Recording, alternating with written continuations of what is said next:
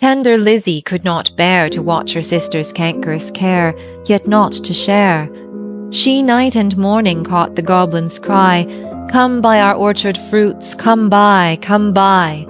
Beside the brook, along the glen, she heard the tramp of goblin men. The voice and stir poor Laura could not hear, longed to buy fruit to comfort her, but feared to pay too dear.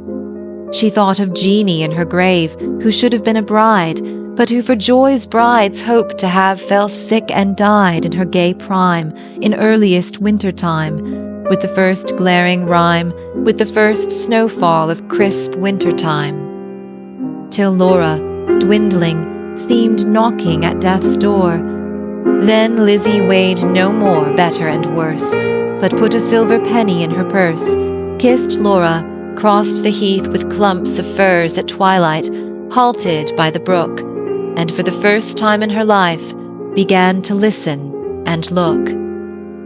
Laughed every goblin when they spied her peeping, came towards her hobbling, flying, running, leaping, puffing and blowing, chuckling, clapping, crowing, clucking and gobbling, mopping and mowing, full of airs and graces, pulling wry faces, demure grimaces, cat-like and rat-like, rattle and wombat-like, snail-paced in a hurry, parrot-voiced and whistler, helter-skelter, hurry-scurry, chattering like magpies, fluttering like pigeons, gliding like fishes, hugged her and kissed her, squeezed and caressed her, stretched up their dishes, panniers and plates.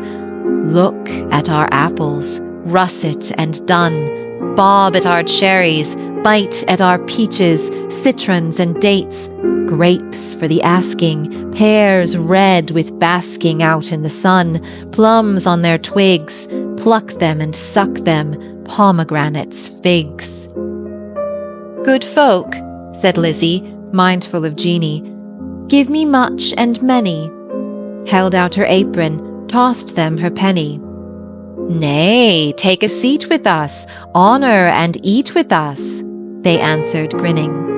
"Our feast is yet beginning, night yet is early, warm and dew pearly, wakeful and starry. Such fruits as these no man can carry. Half their bloom would fly, half their dew would dry, half their flavour would pass by. Sit down and feast with us, be welcome guest with us, cheer you and rest with us." "Thank you," said Lizzie, "but one waits at home alone for me. So without further parleying, if you will not sell me any of your fruits, though much and many, give me back my silver penny I tossed you for a fee."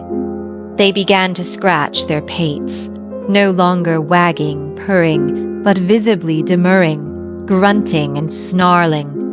One called her proud, cross-grained, uncivil. Their tones waxed loud, their looks were evil. Lashing their tails, they trod and hustled her, elbowed and jostled her, clawed with their nails, barking, mewing, hissing, mocking, tore her gown and soiled her stocking, twitched her hair out by the roots, stamped upon her tender feet, held her hands and squeezed their fruits against her mouth to make her eat.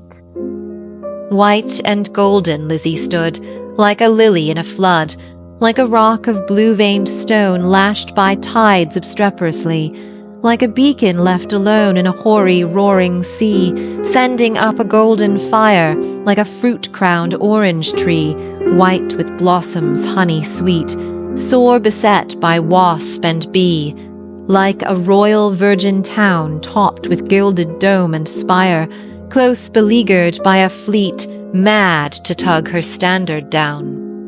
One may lead a horse to water, 20 cannot make him drink.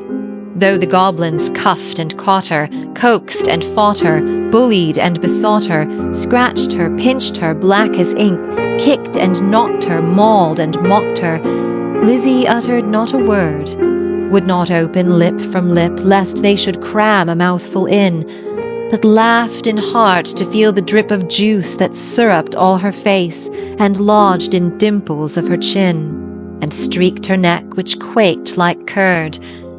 At last the evil people, worn out by her resistance, flung back her penny, kicked their fruit along whichever road they took, not leaving root or stone or shoot. Some writhed into the ground, some dived into the brook with ring and ripple, some scudded on the gale without a sound, some vanished in the distance.